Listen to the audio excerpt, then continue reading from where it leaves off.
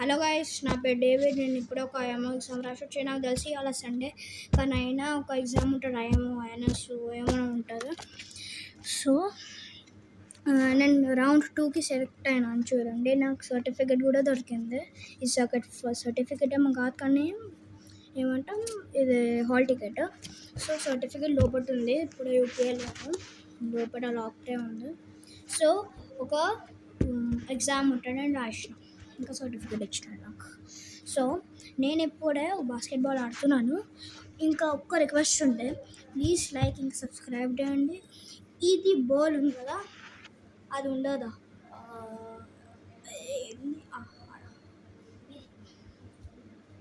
ఇది ఉండదు కదా, దీంట్లో బాల్ అవుతాయి. ఇక్కడ లైక్ ఇంకా సబ్స్క్రైబ్ రెండు వేయాలా.